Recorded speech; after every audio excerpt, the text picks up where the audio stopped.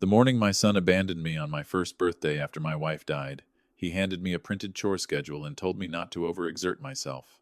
No cake, no card. No acknowledgement of the date Margaret and I had shared for 44 years. Just instructions, neatly organized in colored blocks: feed the dog at 6 to 30, pick up the twins at 3 to 10, check the gutters before Friday. He said the cruise had been booked months ago and that canceling now would be complicated.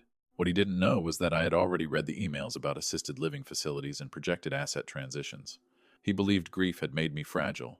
He believed I wouldn't notice the spreadsheet outlining my relocation within 6 to 9 months.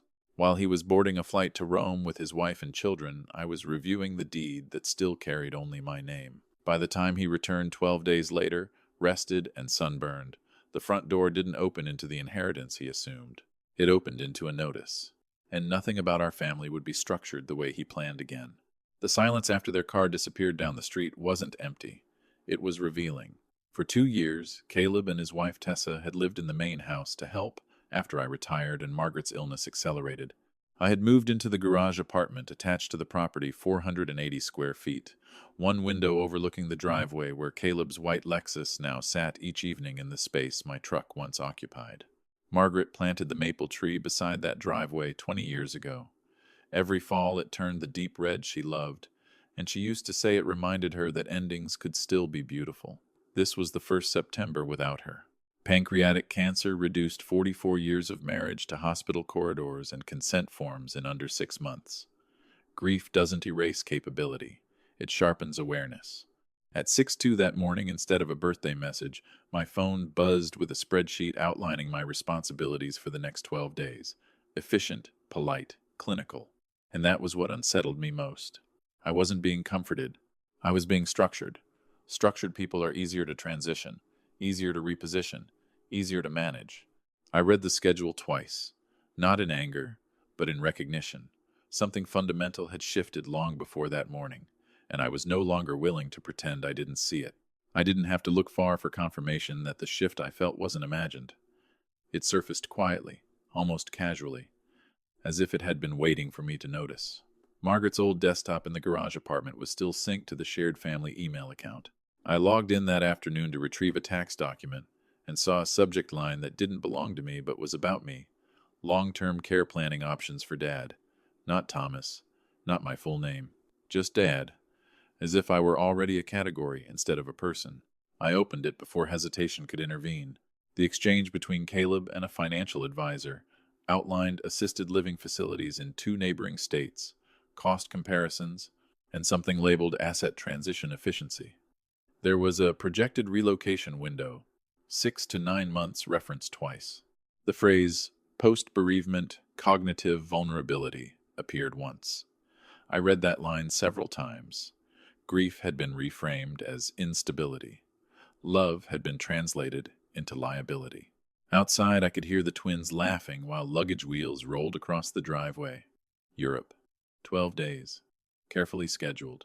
I scrolled further and found an attached draft estate outline listing the house under projected inheritance distribution. Projected, as though my absence were an administrative inevitability. I closed the laptop slowly. This wasn't dramatic betrayal. It was quiet succession planning. They weren't reacting to my needs. They were solving a version of me that hadn't agreed to exist. And that realization didn't ignite anger. It produced clarity clearer than grief had allowed me to see before. The morning they left, Caleb didn't step fully into the garage apartment.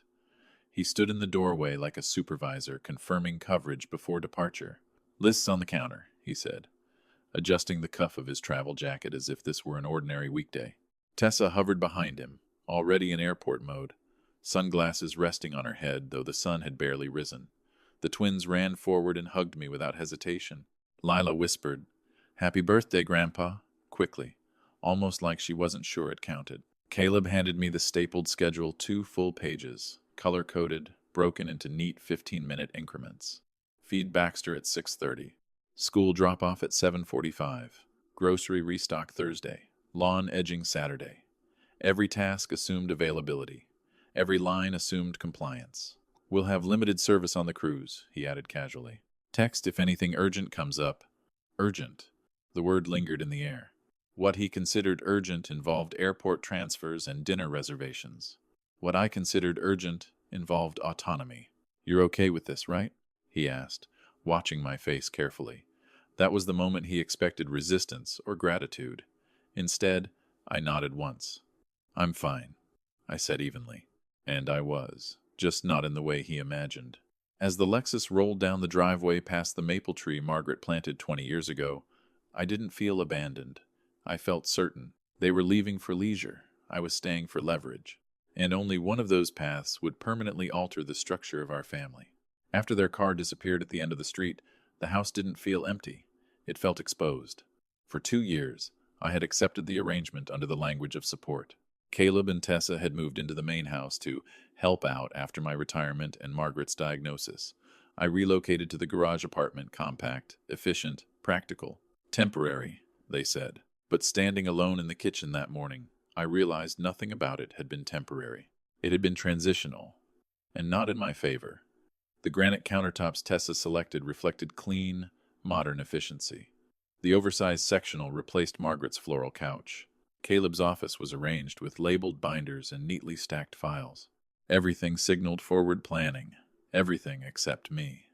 I walked to the hallway closet and retrieved the metal lockbox where the original deed had always been kept.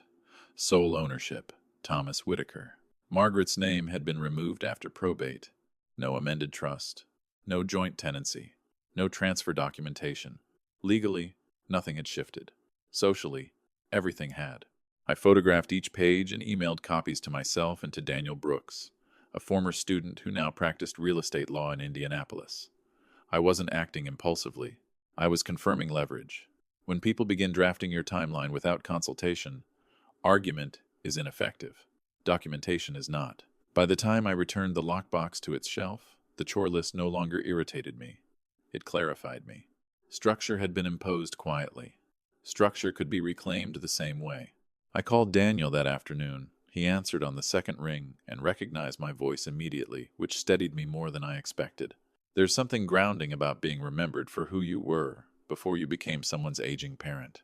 I explained everything without embellishment, the emails about assisted living, the projected 6 to 9 month relocation window, the estate draft listing my house under future distribution. I didn't accuse Caleb. I described structure. Daniel listened carefully and then asked a single question. "Is the property solely in your name?" I confirmed it was. Margaret's name had been removed after probate. No joint tenancy. No trust amendment. No transfer clauses quietly inserted. "Then you have options," he said. "Not revenge. Not retaliation. Options." He explained that developers had been purchasing lots aggressively in our area. My property, nearly an acre and a half near downtown, would attract immediate interest. Cash buyer likely. Quiet transaction possible. Accelerated timeline realistic. I stood at the kitchen window while he spoke, looking at the maple tree Margaret planted 2 decades ago. Selling didn't feel emotional in that moment. It felt structural. They had drafted a timeline, assuming my compliance. I could draft one that asserted my authorship. "How quickly?" I asked. "If you're certain," Daniel replied. "We can move this week." I didn't hesitate. "I'm certain," I said. Because once you recognize your life being scheduled without consent, delay becomes participation. The offer came faster than I expected. Less than 48 hours after Daniel made the call, a developer submitted a formal cash proposal. They weren't interested in preserving the house. They wanted the land. Zoning allowed for multiple attached units, and demand in the area had been climbing steadily. To them, the property wasn't memory. It was frontage width, lot depth, redevelopment opportunity. I met their representative at a quiet office downtown. No dramatic negotiation, no sentimental language, cash, purchase. As is condition. Close within 5 business days. Confidential process. The number they presented wasn't emotional, but it was strong, especially for the speed they were offering. I reviewed every line of the contract slowly. Not because I was uncertain, but because I understood the weight of permanence. Then I signed the preliminary agreement without hesitation. Earnest money wired before sunset. Closing scheduled for the following week. While Caleb and Tessa were likely walking through museums and posting photos of coastal sunsets, the legal framework beneath their assumed inheritance was already dissolving. That evening, I packed deliberately. Not everything, only what carried meaning. Margaret's photo albums, her handwritten recipes, the twins' drawings from the refrigerator, my teaching awards, the original deed copies. I left the sectional, the remodeled fixtures, the curated decor untouched. I wasn't fighting over objects. I was reclaiming authorship. And authorship, once exercised, does not announce itself. It simply changes outcomes quietly and permanently. Closing day arrived without spectacle. The title office smelled faintly of toner and carpet cleaner, the kind of place where decisions that reshape lives are processed like utility bills. I signed each document steadily, initialed where required, and verified the wire instructions without ceremony. To the clerk, it was routine. To the developer, it was acquisition. To me, it was correction. By noon, the funds had cleared. The Whitaker property, the house my father built in 1968, and Margaret and I sustained for decades, no longer legally belonged to me. I expected a surge of grief when the final signature dried. Instead, I felt alignment.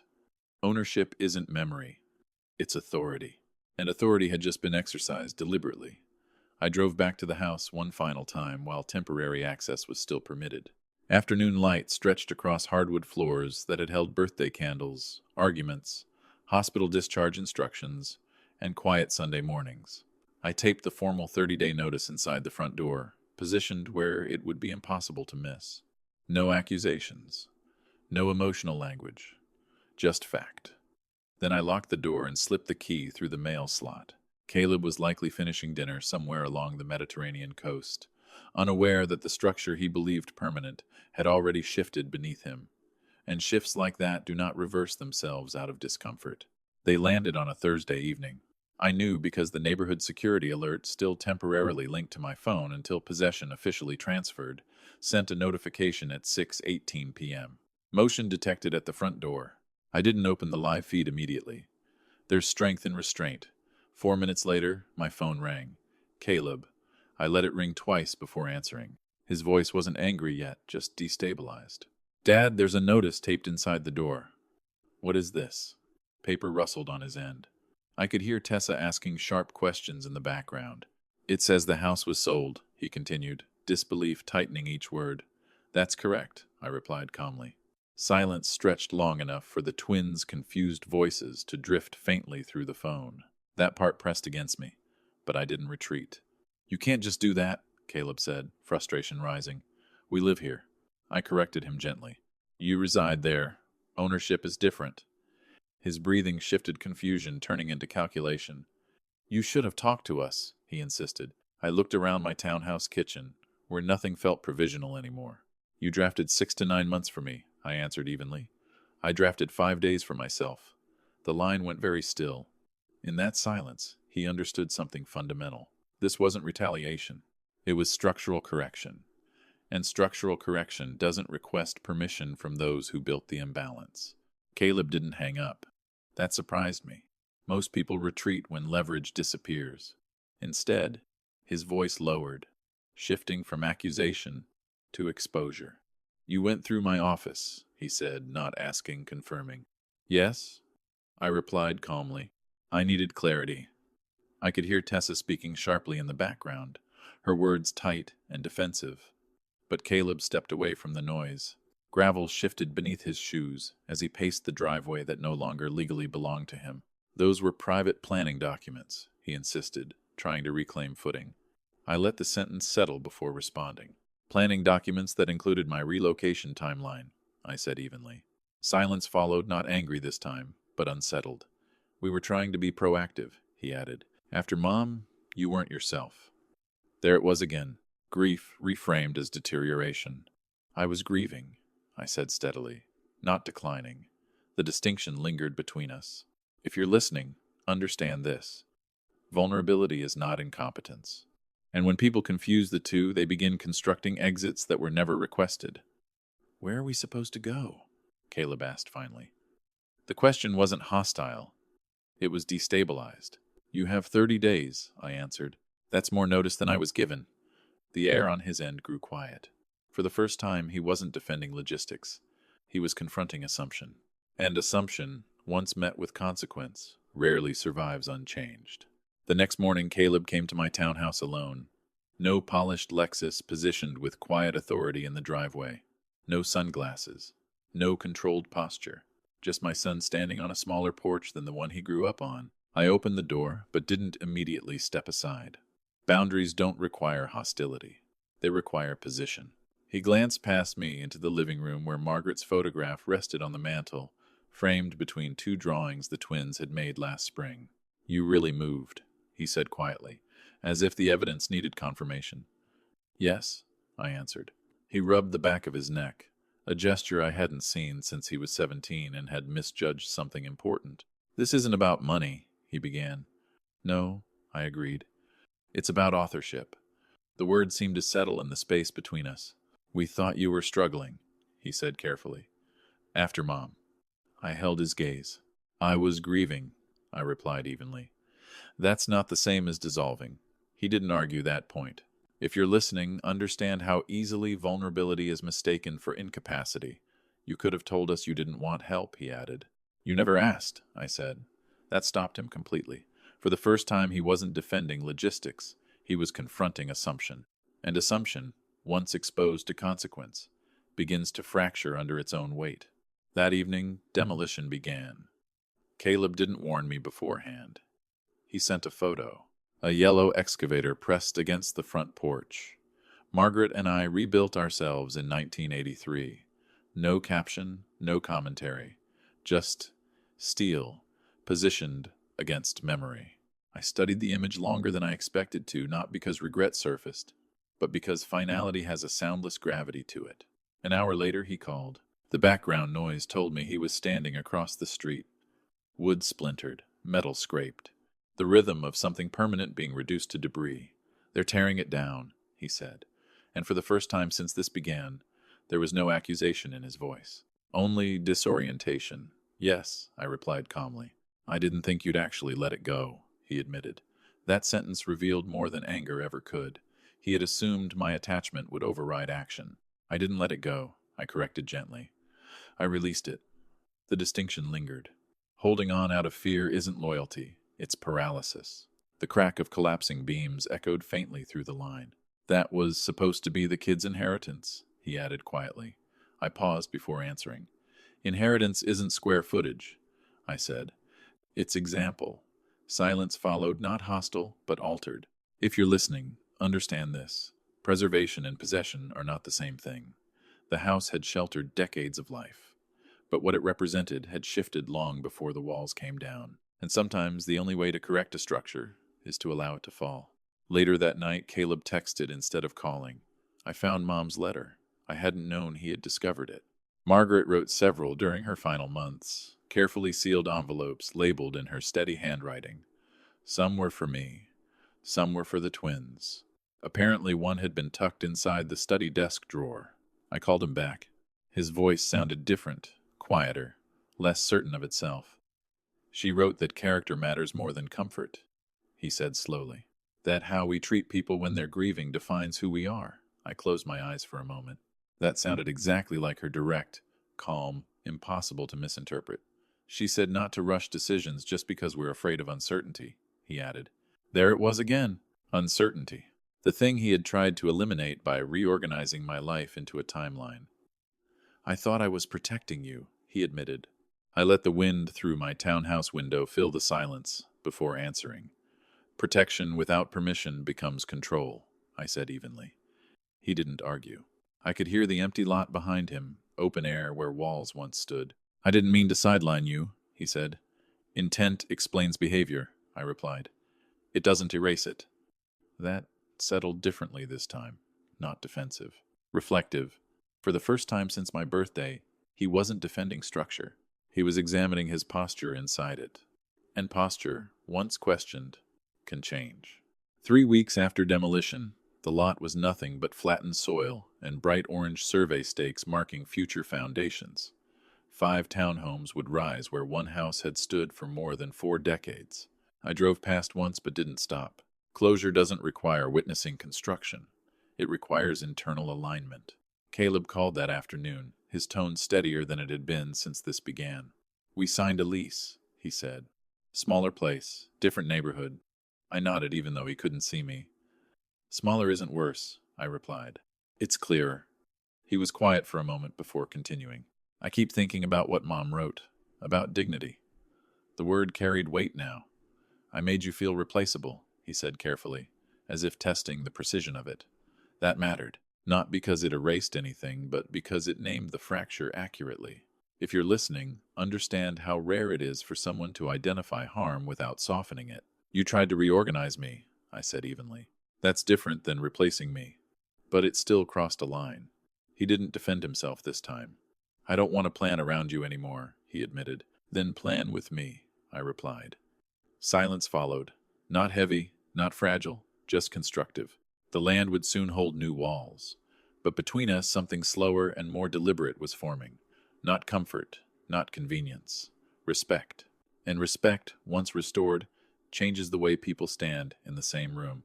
A month later, Caleb asked if we could meet somewhere neutral. Not at his rental, not at my townhouse. Just dinner, he said. We chose a small Italian restaurant near the courthouse, the kind of place where conversations aren't rushed and no one is trying to impress anyone else. He arrived early. That detail mattered. When we sat down, he didn't open with small talk. I never asked what you wanted after Mom died, he said plainly. There was no defense in his tone this time. No, I agreed. He folded his hands together and stared at the table for a moment. I thought if I controlled the logistics, nothing else would fall apart. There it was, the fear beneath the efficiency. Grief isn't a logistical failure, I replied calmly. It's an emotional reality. He nodded slowly instead of countering. If you're listening, understand this. Control often disguises itself as responsibility, and responsibility, when driven by fear, quietly turns into domination. I didn't trust uncertainty, he admitted, so I tried to eliminate it. I leaned back slightly. Uncertainty isn't eliminated, I said. It's navigated. The words didn't accuse, they clarified. When the check arrived, he reached for it automatically, then paused. Can we split it? He asked. I nodded. Equal footing doesn't erase the past, but it reshapes the future. And for the first time since that morning with the chore list, the balance between us felt intentional rather than assumed. By early spring, the townhomes were complete. 5 identical brick facades stood where a single house once carried decades of layered memory. Caleb asked if I wanted to see them in person. I agreed, not because I needed nostalgia, but because I wanted to measure my own detachment. We stood across the street together, hands in our pockets, watching a young couple unlock one of the new doors. A delivery truck idled nearby. A child's laughter drifted faintly from another unit. Life had already resumed without context. It looks smaller than I remember, Caleb said quietly. Memory enlarges things, I replied. He nodded slowly. I used to think inheritance meant preserving property, he admitted. Now I think it means preserving posture. That shift mattered more than apology ever could. If you're listening, understand how easily we confuse possession with legacy. Buildings transfer. Lessons remain. Do you regret selling it? He asked after a moment. The question wasn't accusatory, just honest. I considered it carefully. I regret that it became necessary, I said. I don't regret acting. He exhaled, as though that distinction steadied something inside him. The house hadn't been sold out of anger. It had been sold out of alignment. And alignment, once restored, steadies more than it destabilizes. As we walked back toward our cars, there was no resentment between us, only recognition that foundations built on assumption rarely hold. But foundations rebuilt with consent endure. On my 67th birthday, I woke before sunrise, not because I had obligations waiting, but because I felt settled. The townhouse was quiet in a way that felt intentional rather than temporary. No spreadsheet lit up my phone. No structured list defined my usefulness for the day. Just early light stretching slowly across the kitchen floor and the steady hum of the refrigerator. Around noon, the twins arrived carrying a slightly uneven cake they insisted on baking themselves. Frosting leaned to one side. The candles weren't centered. It was imperfect, in the best way. Caleb followed them in without directing where to place it or how to cut it. That absence of management spoke louder than any apology he could have offered.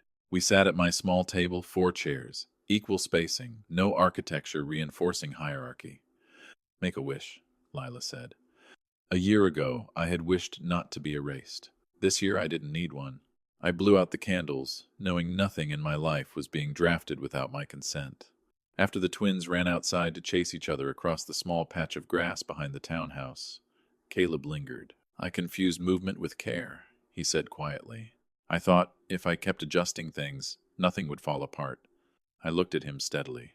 Care begins with listening, I replied. He nodded instead of defending himself. If you're listening, understand this. Fear often disguises itself as responsibility. And responsibility, when unchecked, rearranges people instead of respecting them. That afternoon wasn't about cake. It was about posture. And for the first time in a long time, we were standing on level ground. A few weeks after my birthday, Caleb asked if I would review something with him, not because he needed approval, he said, because he needed perspective. That distinction mattered. We sat at my kitchen table with coffee instead of contracts spread across a polished office desk. He laid out retirement projections, college savings accounts for the twins, emergency reserves, and long-term contingency planning. This time, nothing was hidden in attachments. No quiet timelines drafted around someone else's decline. I don't want fear making decisions for me again, he said plainly. I read through the pages slowly, not as a man reclaiming authority, but as someone being invited into a conversation. Plans are useful, I told him, but they're frameworks, not forecasts. He nodded. I thought if I eliminated uncertainty, everything would stabilize, he admitted. I looked at him carefully. Uncertainty isn't eliminated, I replied. It's navigated. If you're listening, understand how often we try to remove vulnerability instead of respecting it. Control promises safety.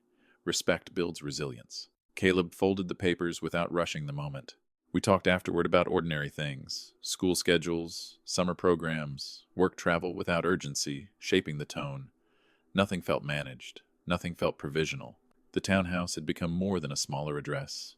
It had become a boundary that clarified roles. I wasn't being positioned anymore. I was participating. And participation feels entirely different than compliance. By late summer, the shift between us was no longer fragile. It was consistent. Caleb no longer called only when something needed fixing or solving. He called to share updates, to ask opinions, to include rather than instruct. One evening, he stopped by after work without an agenda, and we sat in the small backyard behind my townhouse, watching the sky dim from gold to blue. The space was modest, no expansive lawn, no maple tree towering overhead, but it felt steady.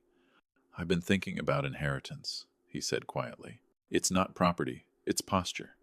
I let the sentence settle before responding. Posture determines how you stand when things shift, I replied. He nodded. I stood like everything was fragile, he admitted, so I tried to control it. If you're listening, understand this.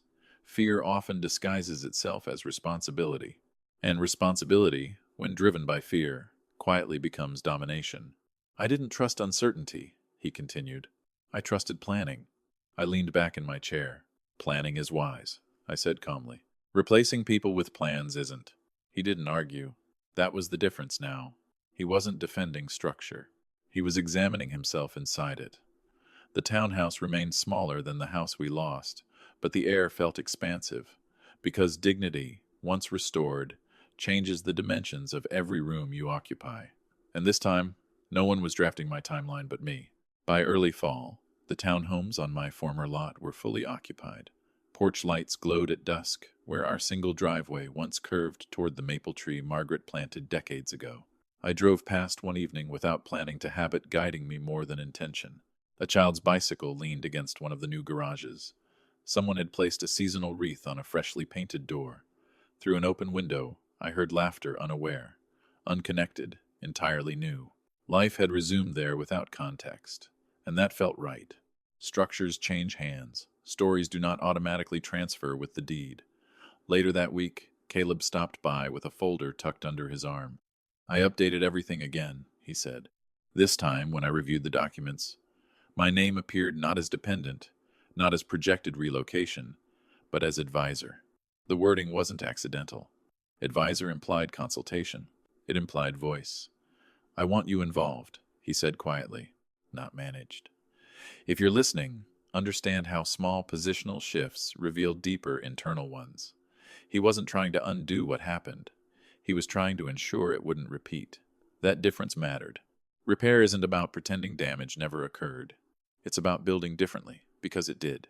The land had new walls rising from it. The structure between us had new boundaries forming within it. Neither resembled what stood before. But this version was steadier, constructed not from assumption but from awareness. And awareness, once earned, rarely allows the same fracture twice. On my 68th birthday, I woke before sunrise, not because I had responsibilities waiting, but because I felt steady. The townhouse was quiet, in a way that felt chosen rather than assigned. No spreadsheet lit up my phone. No chore list defined my usefulness. Just early light stretching across the kitchen floor and the slow awareness that I was standing exactly where I had decided to stand.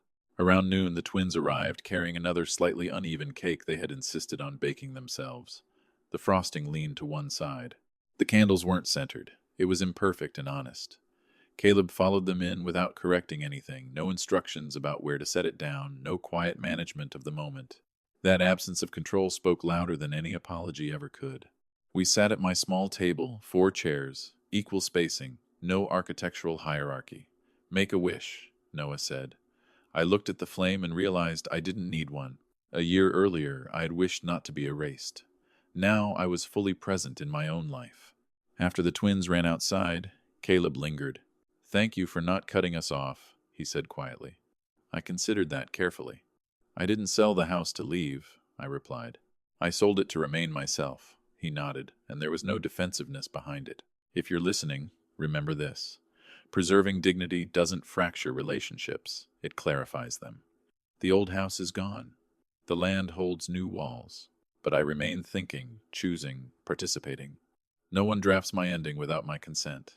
And sometimes the strongest decision you can make isn't loud. It's simply signing your name and standing by it.